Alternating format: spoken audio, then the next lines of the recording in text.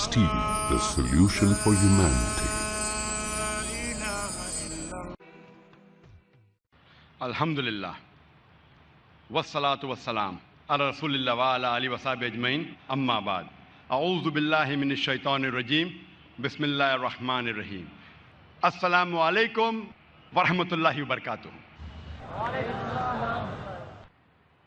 मैं और एक मिसाल दूंगा। दो लोग थे जो आपस में बहुत मोहब्बत करते थे, फारूक और सोलेहा। और फारूक और सोलेहा आपस में मोहब्बत करते थे। उन्होंने शादी की। शादी के 3 महीने बाद जिहाद का ऐलान होता है और फारूक जाते हैं जिहाद पर। जिहाद के जाने से पहले वो अपनी अहलिया, अपनी बीवी सोलेहा को 30,000 दिनार देते हैं।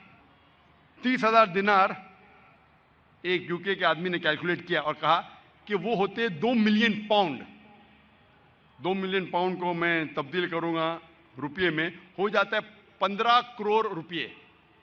वो देते हैं 30,000 दिनार, 2 मिलियन पाउंड, 15 करोड़ रुपये अपनी अहलिया को, और कहते हैं कि इसे महफूज रखो, इसे खर्च मत करो, मैं जिहाद के लिए जा रहा हूं। और फिर वो जिहाद के लिए जाते हैं और कहते हैं कि इंशाअल्लाह मैं 3 महीने में वापस लौटूंगा। उनके जाने के चंद महीने बाद उनकी अहलिया सोलेहा को एक बेटा पैदा होता है। 1 साल गुजरने के बाद उनके शौहर वापस नहीं आते। 2 साल गुजरने के बाद वापस नहीं आते। 2.5 साल बाद एक शख्स आके कहता है सोलेहा से कि मैंने तुम्हारे शौहर फारूक को देखा कि वो गिर गए और वो घायल हो गए। फिर चंद साल गुजरते हैं, फिर भी फारूक वापस नहीं आते। तो उसकी अहलिया समझती है कि मेरे शौहर का इंतकाल हो गया। लेकिन 30 साल बाद फारूक वापस मदीना लौटते हैं और उनकी ख्वाहिश थी कि मैं मेरी अहलिया से मिलूं। लेकिन वो बहुत परहेजगार थे। मदीना में आने के साथ सबसे पहले जाते मस्जिद में नमाज पढ़ने के लिए।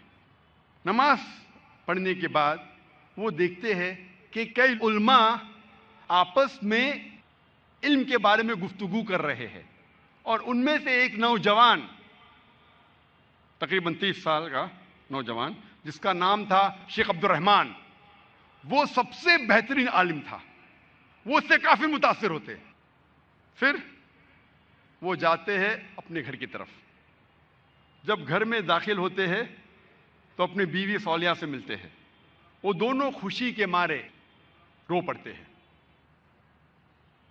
उसके बाद फारूक पूछता है कि मेरे 30,000 दिनार तो महफूज है ना, आपने उसे खर्च नहीं किए? तो उसकी अहलिया पूछती है, आप घर आने के पहले मस्जिद गए थे? हाँ बिल्कुल सही, मैं मस्जिद गया था।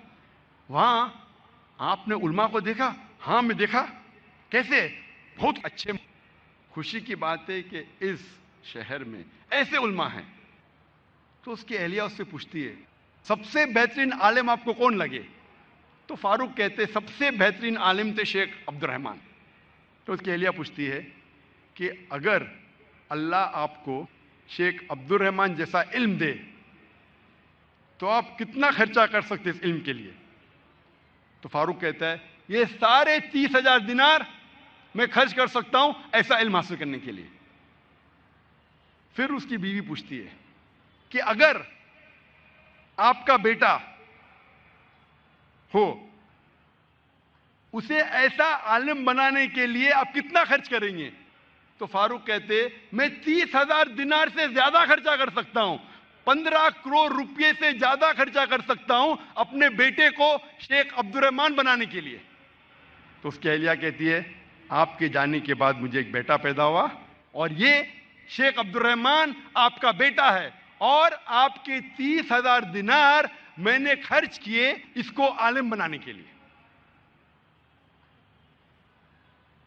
आप सोच सकते उस वक्त बेटे को आलिम बनाने के लिए वालदा खर्चा करती है 30,000 दिनार, 2 मिलियन पाउंड, 15 करोड़ रुपये। آج کون سا مسلمان اپنے بیٹے کو عالم بنانے کے لیے 15 کروڑ روپیہ خرچہ کرنے کو تیار ہے؟ ہاں، ڈاکٹر بنانے کے لیے نو پرابلم، ڈونیشن دیں گے، رشوت دیں گے، 10 لاکھ 15 لاکھ 20 لاکھ 50 لاکھ 1 کروڑ ڈاکٹر امریکہ بھیجنے کے لیے میرا بیٹا امریکہ میں پڑھ رہا ہے، 2 کروڑ خرچہ کریں گے، 3 کروڑ خرچہ کریں گے. کیوں؟ بیٹا امریکہ میں پڑھ رہا ہے. سٹیٹس. میں یہ جاننا چاہتا ہوں کہ کتنے مسلمان اپنے بیٹے کو عالم بنانے کے لیے 15 کروڑ خرچہ کریں گے؟ گنتی کے آپ کو ملیں گے انگلیوں پہ. ہے الحمدللہ آج بھی ہمارے معاشرے میں ایسے مسلمان ہیں، لیکن بہت کم، انگلیوں پہ گن سکتے، بہت کم، لیکن ہے الحمدللہ. ہم دیکھتے ہیں کہ آج ہم مسلمان سارے طرف سے پیٹے جا رہے ہیں. ہم مسلمان آج معاشرے میں سب سے نیچے درجے کے لوگ کہلائے جاتے ہیں. میڈیا میں دیکھیے، لوگ اپنے آپ کو مسلمان کہنے کے لیے ڈرتے ہیں. وآخر دعوانا الحمدللہ رب العالمین.